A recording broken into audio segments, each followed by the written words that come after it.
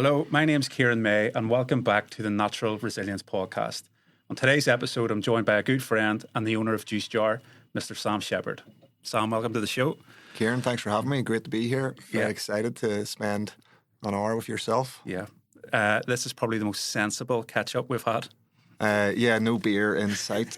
So it should make for an interesting conversation. I'm excited to see where it goes. Yeah, I think the reason I really wanted to have you on, Sam, was you spoke for me at an event last year, the Rising Tide Network, and I think, like a lot of people, I associate Sam Shepard with Juice Jar. It's all over the place. Marketing's fantastic. It's, there's now several locations, but I got an insight into your backstory, where you've came from, where your mindset has came from. And I think for me, it was just such an incredible story that I want to bring to the podcast today.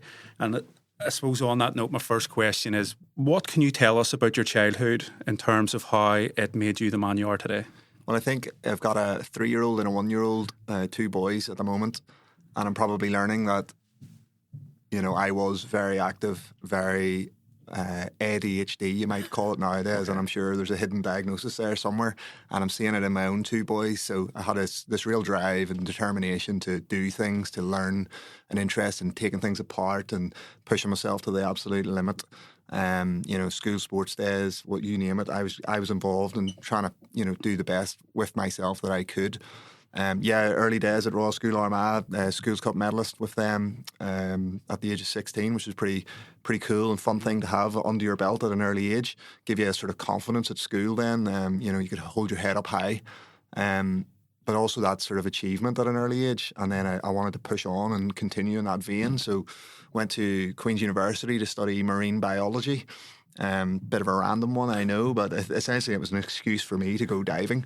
Got to go, all over the place in Ireland, and we've got some of the most incredible diving that you could do in the world right on our doorstep, and most people don't even know that. So, I was very lucky and fortunate to get that. And then, leaving university, we're not really sure what to do with myself. I think Afghanistan's probably at the height at this point. There are, various bodies coming home. Not a good place to be if you're a mum and a dad and have a young guy in the Marines. But I just had this real drive to go. I wanted to go and try to make a difference, as weird and sort of cliche as that sounds. What year is this, Sam? So I joined the Marines in 2010. Okay. So right at the height of Afghanistan, we were, it was pretty hectic war fighting at this point, I think. But I had this sort of real determination to, get stuck in, to join what I perceived to be, an elite organisation and really push myself to the limits. They're perceived as, one of the hardest, certainly is the hardest and longest training within all NATO armed forces.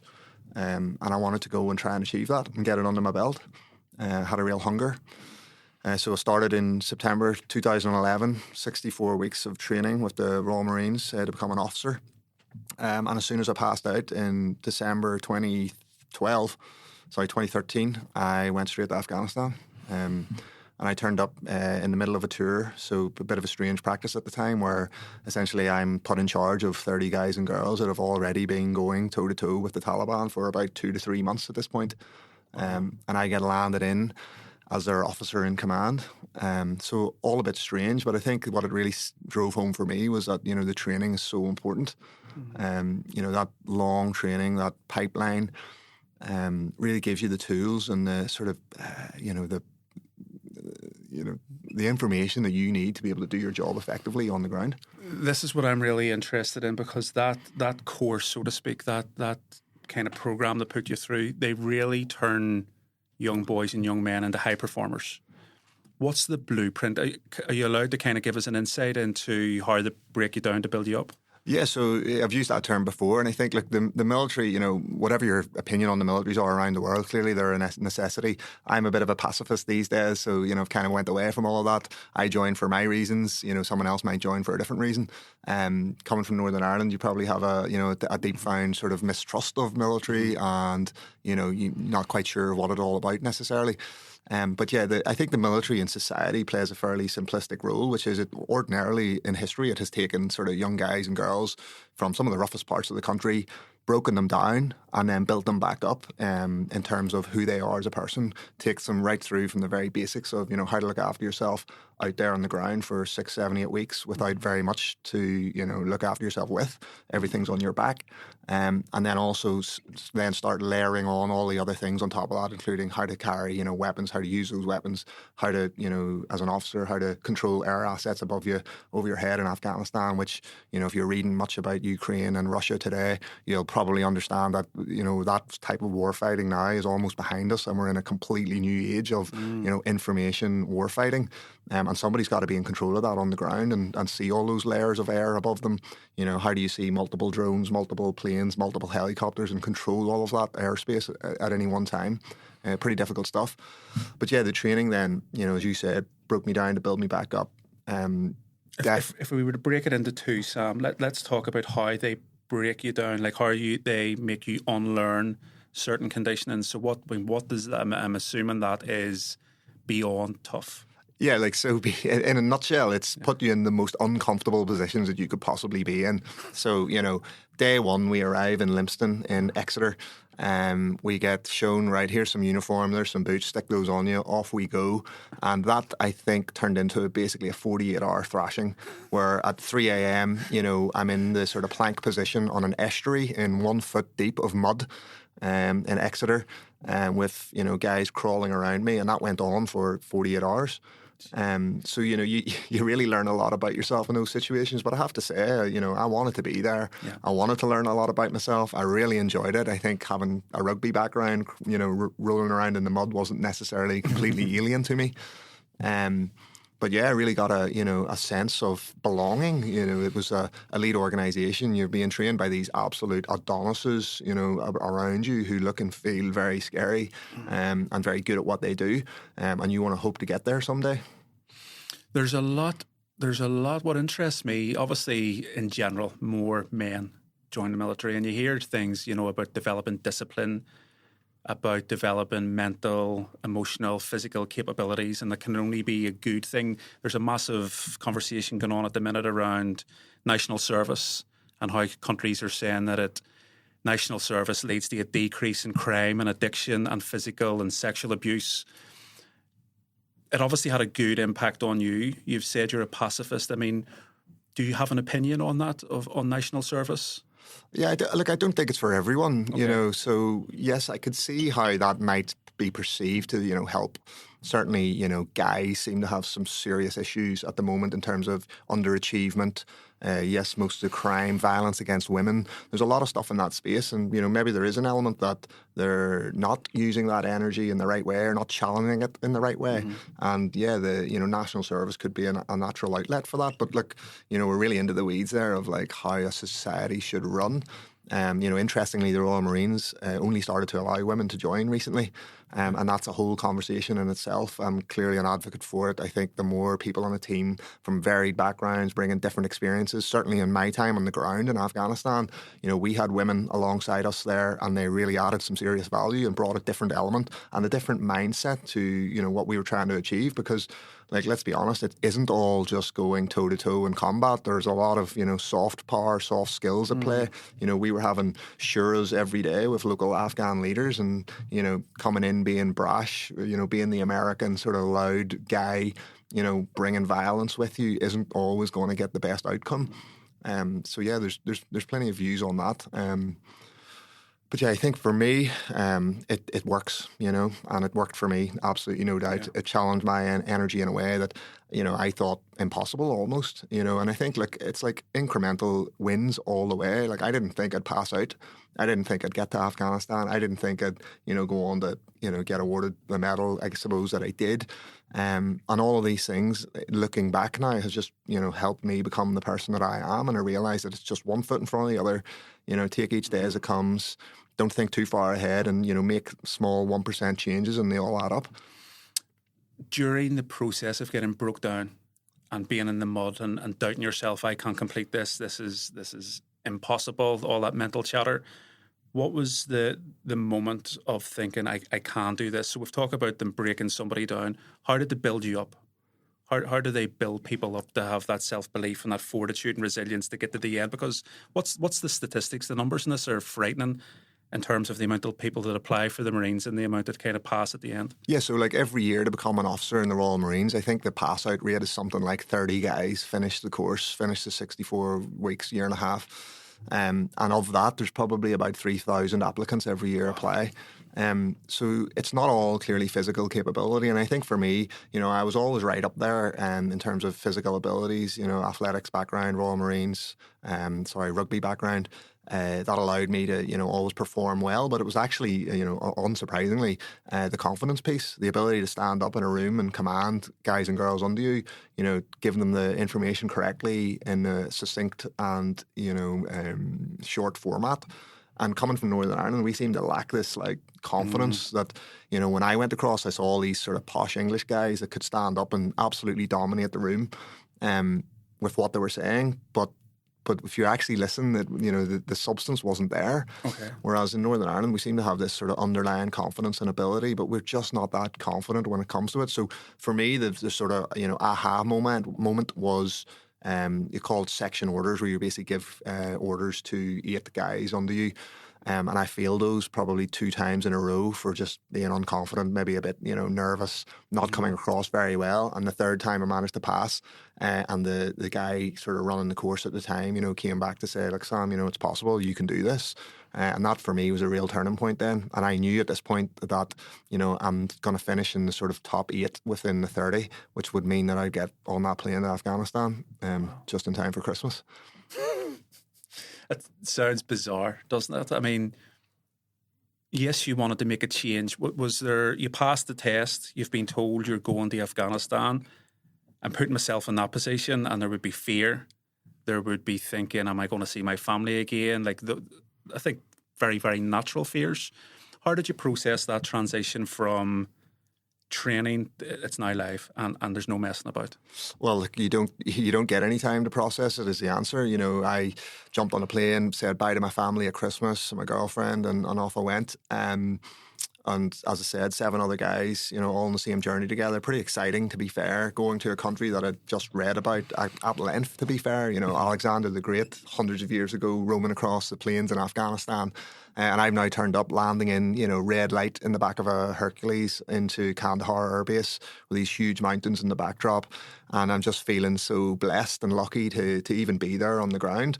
And then, within sort of 2 weeks of acclimatization of the, 40-degree heat, and then, freezing cold nights, I'm out on the ground and I go on my first mission, which is essentially to be a figure 11 target and go out and get shot at. So I was working alongside the US Special Forces, where they had an ops box up to the north of me, and I had my 30 guys down below, and we would basically go out every day and try to get shot at by whoever wanted to shoot at us, and then allow them to sort of do their bit in terms of J2 intelligence and trying to figure out what's going on over there. So yeah, I remember that clearly very well. Like, no one forgets their first time that they came into contact, as they call it in the military. So I'm sort of patrolling across an open ploughed field, and next thing I know, there's mud and dirt being skited up into my eyes and gunshots everywhere. And I did probably the wrong thing now in hindsight, which was to run for cover immediately, quite far away, whereas I probably should have just dropped down where I was. But that meant then that I had a split call sign, which meant there was 3 or 4 guys on the ground left behind where I had just been with the other 3 or 4 guys.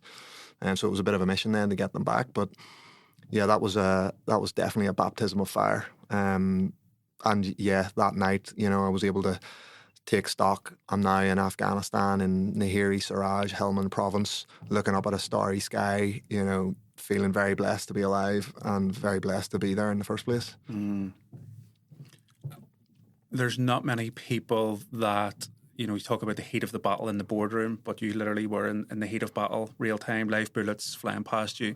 There's a lot in this podcast. We talk about leadership, and there's loads of buzzwords, isn't there? We talk about like psychological safety and having a vision and values and purpose. But What does leadership look like when it comes down to life or death on a battlefield? I think for everyone it's different. Number one, for me, I think it's quite clear now, having, numerous juice bars and having the pleasure of running a business, that I know that I need to lead by example and lead from the front. So, if I'm going to ask the guys and girls to do anything, I'll need to have done it myself. People laugh and joke about like the owner shouldn't be in brushing up a floor, but sometimes that's what has to happen. You set the standard, you set the example. Don't be afraid to roll your sleeves up and get stuck in and lead literally by the front. Or from the front. So yeah, I think for me that's the key point really, is that, I think I understood that I had a good connection with people, number one, and that if I was going to ask the guys and girls to go out in the ground and do some fairly nasty things, let's remember, you've got to have them on side, and they've got to be willing to, put their lives on the line for you. And I think now, to go off on a side note about, PTSD and whatever have you, for me it always seemed fairly obvious, with a background coming from Northern Ireland, understanding the complexities of war fighting and what that can, the trauma that can inflict on a population. I had to be very clear in what I was doing and why we were doing it. And I think for me, that was always about the guys and girls to the left and right of me. I wanted to do right by them. I wanted to ensure that I could bring them home safely. But as far as politically what we were doing in Afghanistan, that's a literal minefield. Did I ever agree with what we were doing on the ground? It's very hard to say. Slash and burn of poppy fields in Afghanistan always seemed a bit mad, because that's the number one income for most of the guys on the ground that live there. Mm-hmm. So if you're removing that, obviously they're not going to be overly pleased about it. So yeah, for me, it was more about, trying to do right by those under me. Brings, I suppose, a good question on that. If we compare that to the business world, sometimes managers are having to convey messages to the team from above, from a board, from a chief executive, and that message might necessarily be the right one. Sometimes in a position of leadership, there's how do I convey a message that my heart isn't in myself? How am I going to get these people to do something that we as a team have been through and we know it's not right? How, say, for example, we'll use that, go out to a poppy field, slash and burn. You feel and your team feel is, what's the point in this? Like, we're putting our lives at risk for something pointless. How do you encourage the team to keep each other safe, to still turn out as high performers when the information you're being given is probably kind of decreasing your energy and clarity? Yeah, look, I think you've got it. Like, there's no doubt about it. That is difficult, absolutely. But what you're saying there is, you don't believe in the sort of the fundamental reasoning for your being there. As I say, for me, it was more about, the guys and girls to the left and right and doing the right thing. So as long as we could go out and do what I thought was the right thing, fortunately, I never had to carry out that task specifically. But yeah, it would have been tough, absolutely, no doubt. I would have struggled with that, and we would have done the homework on that, by the way, in terms of, soybean production and cost and what it would have, brought in for the local population compared to poppy seed. And it would have been probably 10 times what you would have got soybean compared to heroin. So, clearly I knew that was a vital income for those guys on the ground. But yeah, as you say, look, you've got to lead from the front. Maybe ask questions behind closed doors as an officer or a person in a position of power and leadership. But once you've got your answers, it's over to you then to take action on that and deliver. Yeah, I love that. That it reminds me of that Seth Godin quote of people like us do things like this.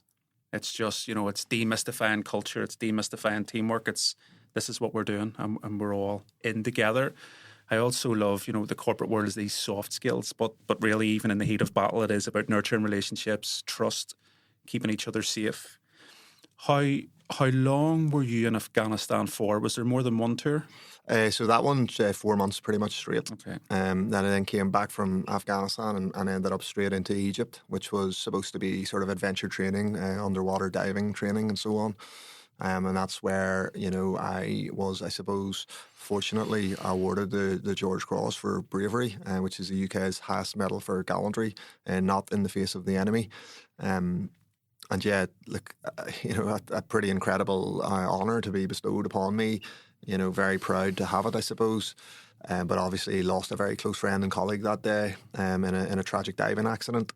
And going from 4 months of war fighting every day to what was supposed to be a fairly relaxed, chilled out training environment, and then all of a sudden be thrust back into, heart racing and having to go down and try to rescue Day's body from 60 metres underwater was yeah, pretty harsh and pretty hard. Are you open to talking about that?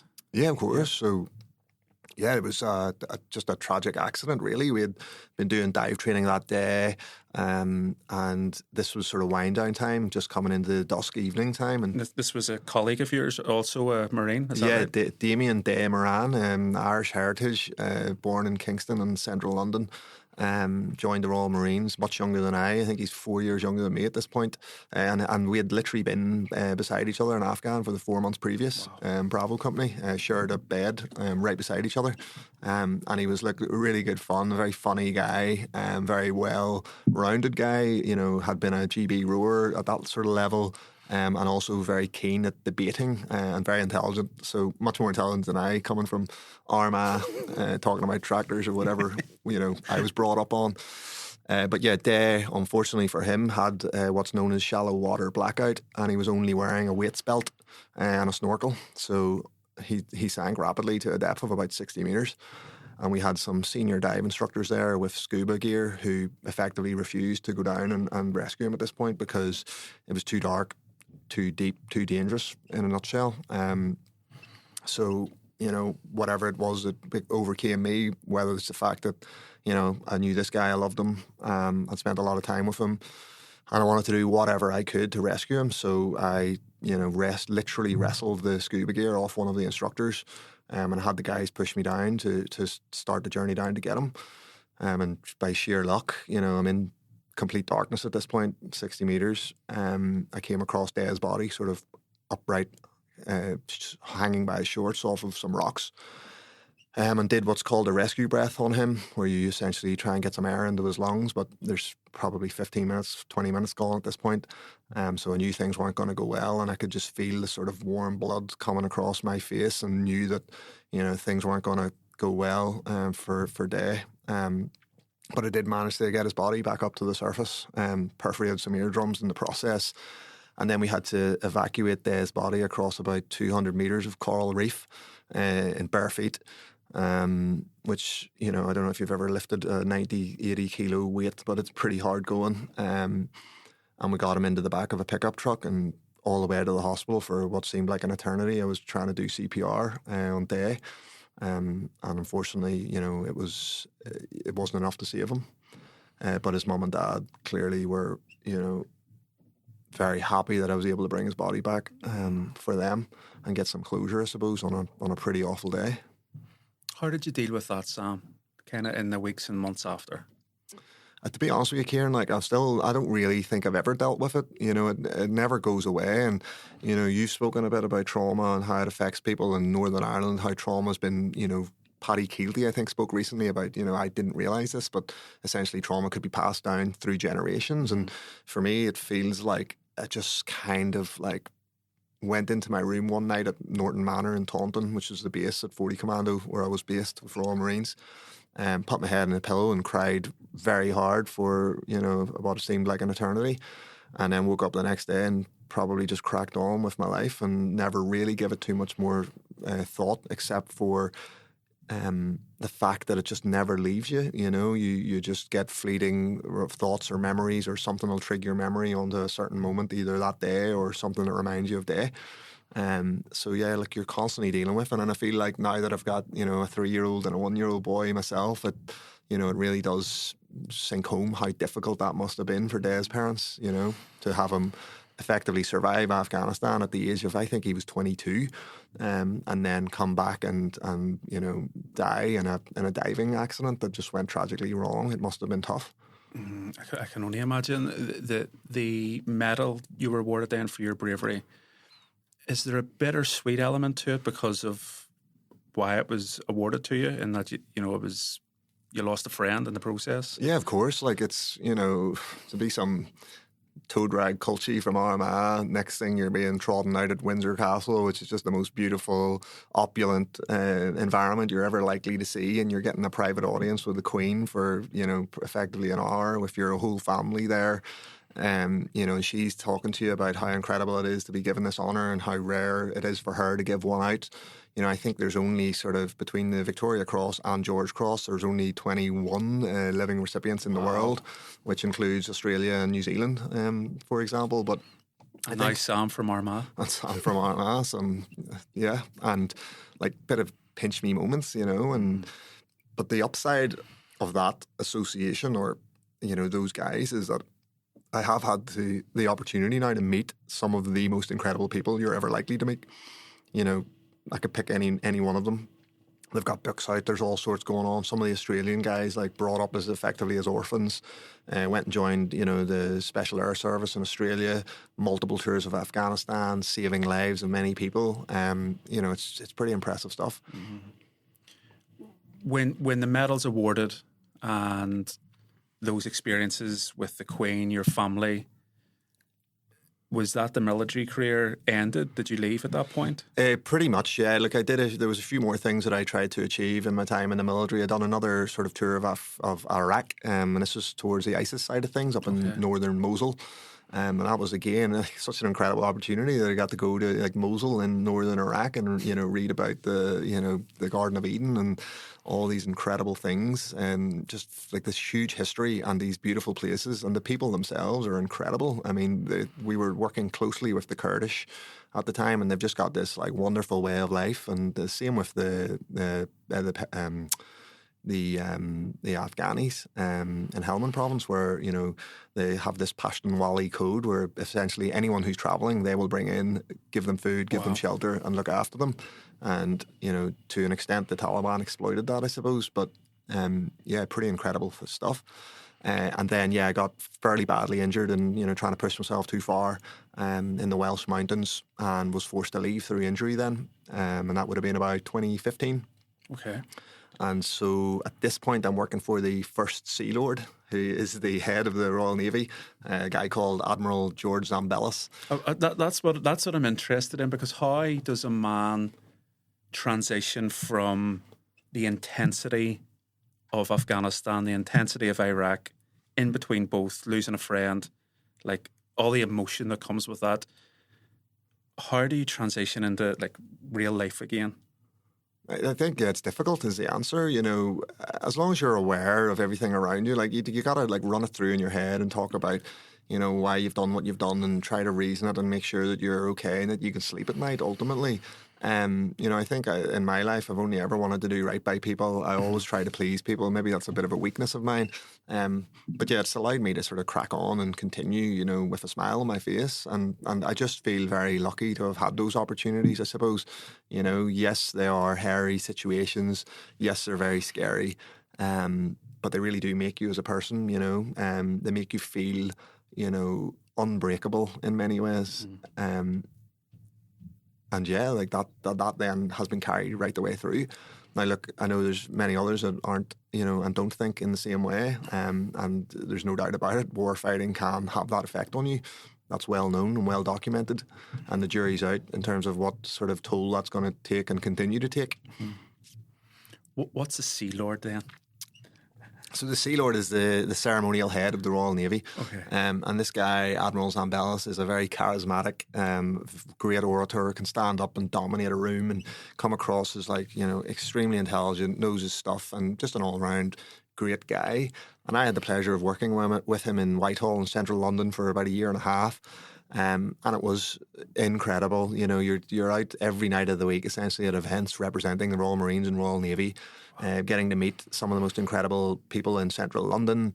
And that's where I sort of bumped into or came across a guy called now Lord Hinsey. So Lord Hinsey and I sort of struck up a bit of a conversation. I'm injured at this point and leaving the Royal Marines, and essentially I get offered a job, or certainly an interview for a job, to be the chief of staff at a hedge fund in central London. So off I went for the interview, and honestly, completely out of my depth, no idea what I'm doing. But I think at this point, like, I'm fairly confident, and I'm very, happy in a room full of people to hold my own. What does an interview look like for something like that? Because not many people would have went for an interview for a billionaire Lord hedge fund manager. So essentially, you've got like 4 or 5 layers to even get there, Okay. and that's obviously difficult in itself. And look, I'll be totally honest. Of the 200 guys and girls trading on the floor, I think 200 of them have got a degree from Oxford and Cambridge, first class in quantum mechanics or whatever it is, to allow them to become absolute boffins and make lots of money. I'm certainly not in that bracket. I've got a degree in marine biology and 2 tours of Afghanistan and Iraq under my belt, so it's a little bit different, but. Yeah, look, I just, held my own, was keen to be there. He obviously saw something that he liked. I think he'd burned through about 5 people at this point. Okay. And the difference in me and why he had taken a different approach was that this guy, Lord Hinsey, essentially sleeps for 3 hours a night. Wow. And he's up at 4 a.m. in the morning in the gym, thrashing himself. And he wanted someone that was able to basically keep up. And I'll be totally honest, I did keep up for about 2 years. And then, even I was getting it very, very tight towards the end. But it was an incredible experience, the most incredible experience. Can you give us a snapshot into like a day in the life of? I mean, it just sounds extraordinary. I mean, it was, and I really can't. No day was ever the same. You're talking like, multiple private jets, super yachts, houses in Australia. He's got the largest collection of Australian art. He also has about 170,000 hectares of land in Western Australia. Eastern Australia, right up as far as Queensland, all the way down to New South Wales, Wagyu beef, mangoes, lamb, wool, you name it. But obviously his main game was the hedge fund itself in London. And I think at this point, the fund has about $30 billion assets under management. And to give you like a very weird snapshot, I think I told you about this before, but, we're up in the office at 5 a.m. in the morning and he's telling me to get the jet. We're going to Tokyo. And I sort of write down Tokyo in a notepad, and then next thing we're down at the desk and he's like, "Where's the jet?" And I was like, "Oh, he's being serious, so better organise the chauffeur and the pilot," which we do. Next thing we're on an 11-hour flight all the way to Tokyo to meet the Japan Post Bank, who are telling us that they want to invest $1.8 trillion that year. And I start laughing because I've got no idea how many zeros are in a trillion. How many is there? I have no idea. I think we worked it out that day. It was like 17 or 18 zeros. A lot of zeros. A number that's unfathomable. Wow. Incredible. So kind of we go through 2 years of that. And then you'd said, starting to not keep up with what seems incredible, exciting, but also maybe a chaotic lifestyle, 3 hours sleep, private jets all over the world. How did you navigate leaving that? I mean, we put you there. You're private jetting all over the world, meeting, very influential people, central London, and only a few years previous, you're in Armagh. The town of Armagh, humble beginnings. You're now here. Was there a side of your thought was thinking this is too good to leave? Absolutely. I absolutely loved it. As you say, we got to meet the most incredible people. These guys are, multi-billionaires, Elon Musk's and Donald Trump's of the world. Like, they do have a lot of power and sway, and what they know clearly is more than most of us. And so that knowledge is in demand. Mm-hmm. And indeed, there was like these sort of networks that they would be involved in. The policy exchange in London, for example, would allow us to meet some of the most incredible people in the world. And this guy is a genius. Like, there's no doubt about it. He's what I can only describe as, one of the most interesting, intelligent people that I've ever had the fortune to meet. He could speed read. So we would go away on a jet and take 40, 50 books with him, and he'd read them all in a weekend. Wow. And it seems mind-blowing, and even I don't believe myself saying it, but when you've witnessed it, it holds true. Just incredible levels of intelligence. We got to meet Stephen Hawking. We met General Mattis, Mad Dog Mattis, in London at a breakfast. We flew out to Washington to meet the National Security Advisor. We met Philip Hammond at 11 Downing Street. Like, just the most incredible stuff. But ultimately, it took a toll. And at this point, my wife, Victoria, is living in London with me. I'm barely getting to see her. I've literally worked 365 days straight, including the one day I flew home, which was Christmas Day, and I still ended up working. It became intense, and it took a toll. So ultimately, Victoria left to come home to Northern Ireland first, and I followed about a year or so later. And how did that feel? Was there a sense of disappointment in that I'm back where it all began, and life has been exciting, it's been chaotic, there's been Afghanistan, Iraq, London. What do you do now? Or did you have an idea that you were going to open Juice Jar? No, like you got to remember, like my wife's like went home at this point. You know, like yes, I love the buzz and I love doing things, but at the end of the day, you know, what's important to me is family. You know, I have been, albeit I'm on a podcast here, you know, fairly closed off in terms of my own personal life, and you know, I've got a lovely, beautiful family, incredible children, beautiful wife. And that's really what is important at the end of the day, you know, and I've had those experiences to know that, you know, when you're crawling for your life, you know, you do realise what's important to you. So whilst the money and the yachts and the jets are incredible to watch and an incredible opportunity to see, you know that, you know, underneath it all, maybe just isn't what I necessarily wanted. But the one thing I did realise was, you know, he would have sent me to investor deck meetings, for example, and people would have pitched ideas that I thought weren't necessarily overly interesting, and he would have given them money.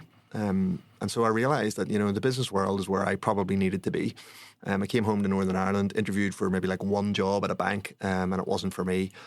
So I took the moment. You'd probably, in fact, I have done this with you at one of your events where, you know, I wrote out on a piece of paper what I wanted to do. And I think it's probably the first time I've ever done that in my life.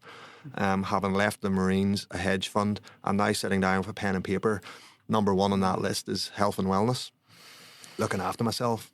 You know, I'm passionate about the food that I put into my body, and I'm passionate about the exercise that I do.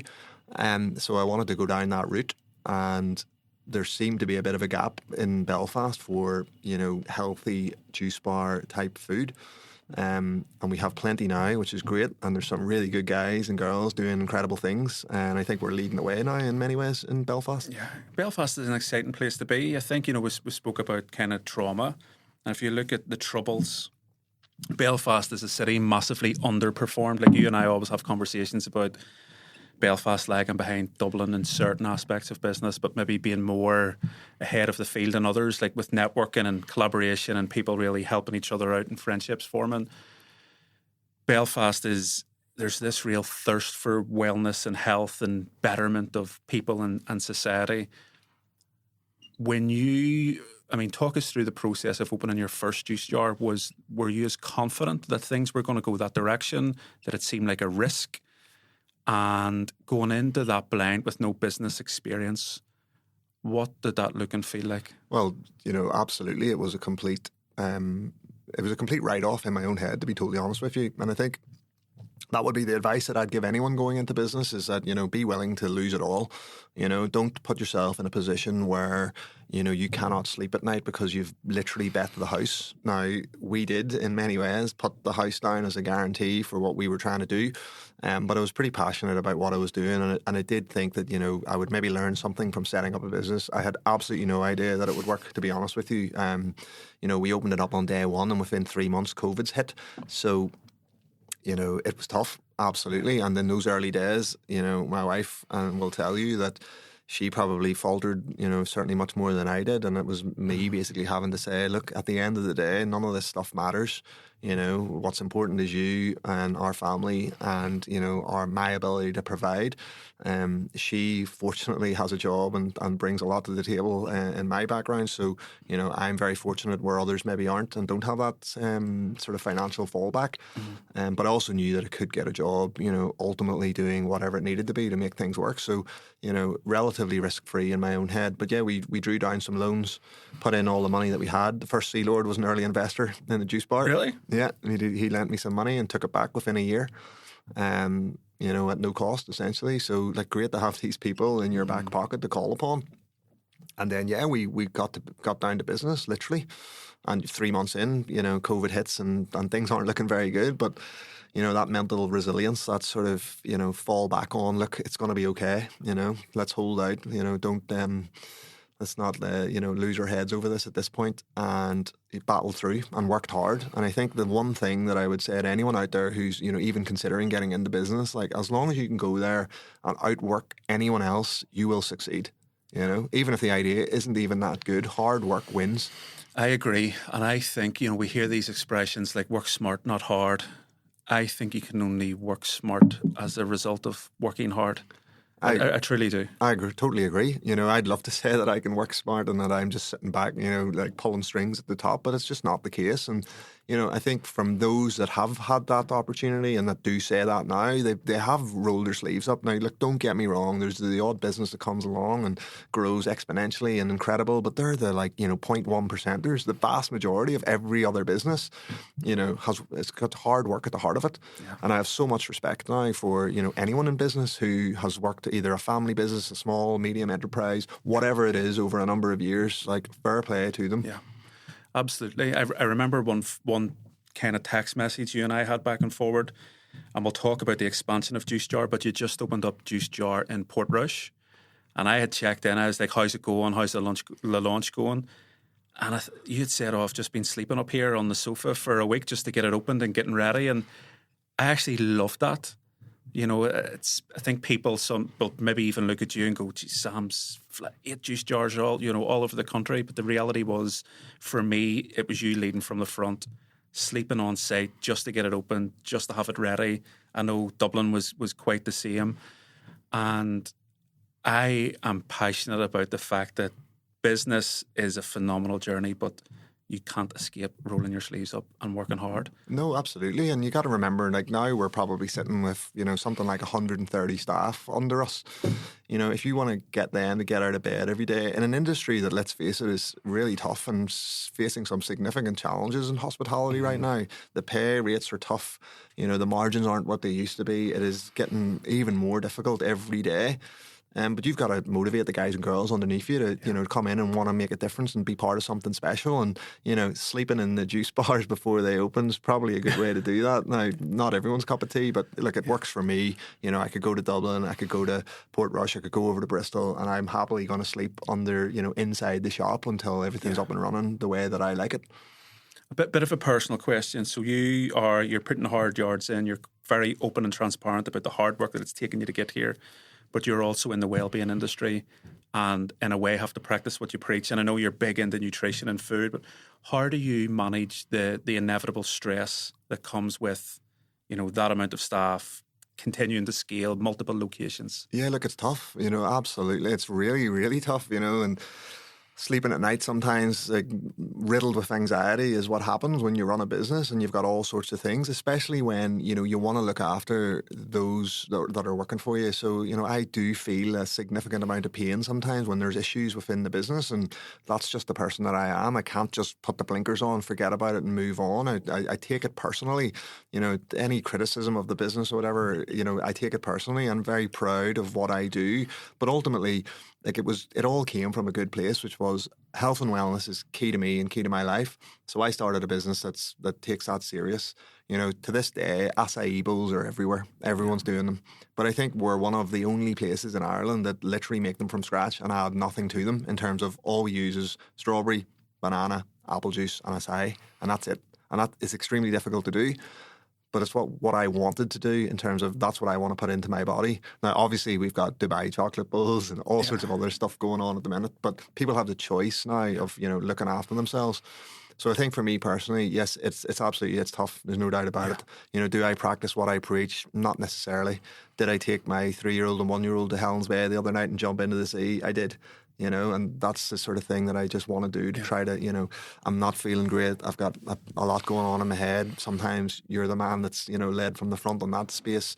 Sometimes jumping into the ocean for 5 minutes is a good way to do that and watch the two boys running up and down with the tide coming in. Yeah. I think I'm in a similar boat in that equally as driven and in the wellbeing space, but rarely get my own balance right.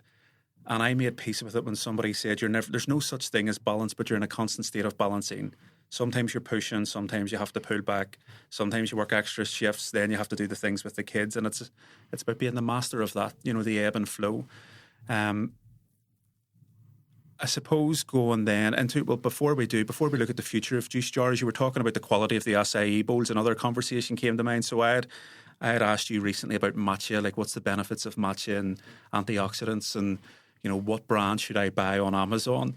And you were breaking down like the quality of it and the price per kilogram that you were paying, I mean, is significantly higher than what I could find even online. And I really admire your stance on going for quality, even if it is much more expensive to your outgoings. Yeah, look, I think you've got to take a view on that. You know, it is a difficult industry, there's no doubt, but you know, it stems back to my root sort of cause as to why I started the business. Like, what do I want to put into my body? And that's basically the take that I have on it. And that then sort of commands every decision that's made. So yeah, like, we pay a lot. The matcha is actually quite an interesting one. We're using a girl, Grace Gra Matcha, Grace Fitzpatrick, local brand. I just love stuff like that. You know, like, that's a young girl came to me. Yeah, she's significantly more expensive than anything else I found out there, but it works. It's the highest grade that I found. Tastes great, you know, and it's very good for you. So that's the route that we've gone down, and yeah, ultimately that means that people are going to pay a bit more of a premium. But you know, my view is that you will look after yourself more often than not. The other way to go is kind of a race to the bottom, you know, and I don't. It's not something that I'm going to be passionate about. You know, drinking matcha with multiple syrups or acai with 20% brown sugar. It's not where you want to be. Yeah, fair play. I'm really interested. You've opened up your first juice jar as COVID hit. 4 years later, number 8 is opened. Is that right? 7 or 8? We're about to open number 8. Yeah, about to open number 8. So I mean, a significant scale and journey in such a short space of time. What's next? What's the next 3 to 5 years look like for Sam Shepard and Juice Jar? I mean, like, it's so difficult to know. You know, I just take each day as it comes, really, and you know, I don't know what the next shock is going to be. Obviously with COVID and then a global cost of living crisis, and you know, whatever the next crisis is going to be, we just have to take each day as it comes. But I think, you know, strong fundamentals in the business, try and keep things simple, simplistic, scalable. And bring the energy in terms of lead from the front from the guys and girls, you know, and build that culture of the brand, which has been like an incredible thing to watch, to be honest. Like, it's not no longer me. It maybe was for about a year and a half, where it was essentially my personality. It's now taken on its own thing, and you know, there's area managers, there's managers of stores, there's financial directors, there's people involved in the business now that essentially set the tone. And it has its own sort of, 2 feet, its own living, breathing organism, and it goes off and does its own thing. So, you know, yes, a lot of that's being driven by me, but it's amazing to watch and watch the culture sort of follow through. And I think that's been a key difference, really. Like, for me, from day one, your staff are your customer. You know, if they want to eat your food at lunchtime, that's a good sign. You know, and so that's how we built it. And then we really got them on board in terms of, you know, trying to be fun and you know, being engaging with customers and all the rest. But look, nobody's perfect. And with 130 people, that becomes more and more difficult every day. But we try to stick to the fundamentals and try to roll out that training. But absolutely, we do not get it right. And it's tough in a service industry where, you know, obviously any one day you can get a matcha wrong, or you can get an acai bowl wrong, and you're going to pay for it sometimes. I think you're doing exceptionally well. You're very humble. I mean, number 8 about to open, 130 staff, 2 kids of your own. And if that's not enough, you know, with all this scale and journey going on, you've also founded another tech company, Cloudforce, just on top of all this. Yeah, so that in the middle of COVID, essentially, we all went onto delivery platforms, and it was a bit chaotic within the shop to manage all of that. So in my infinite wisdom, I decided, rather than just paying a software company to sort this out for me, you know, we tried to build a solution ourselves using a local software developer, and now we've got a team who actually, unfortunately, did live in Belfast, and Sridhar was a first class honours in computer science out of Queen's University.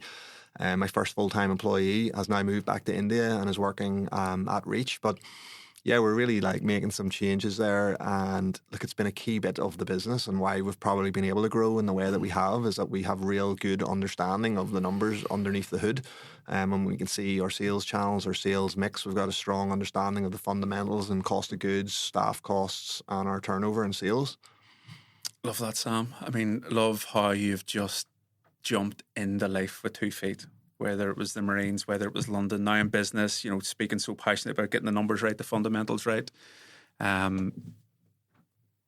It's inspirational, to say the least. And just to finish up, and it's probably the obvious question or the superficial question, but the mindset that developed through the 64-week course through Afghanistan and Iraq, has that held you in good stead for your scaling journey and your business and entrepreneurial journey? Yeah, I think so. I think it's given me like a real underlying confidence in, my own abilities, and to, take setbacks when they come, and to understand that it's not the end of the world. And, I think we've got this sort of real mindset over here where, oh, you failed at something and you're a failure. But, whereas you go and meet some American guys who probably failed at 100 things and they're still, the happiest, smiliest people on earth, and they're going to fail at another one before they get it right. And it's that attitude of just keep going, keep smiling, stay happy, keep pushing. And you can do and achieve whatever you want and whatever you put your mind to. Start small and work up. Yeah, I think that's it. That's just the perfect way to end this, of just keeping it one step at a time, having the mental discipline to stay in the journey and keep going. Super. Thank you very much, Ciaran. Sam, thank Good you. to be here. Thank you. Cheers.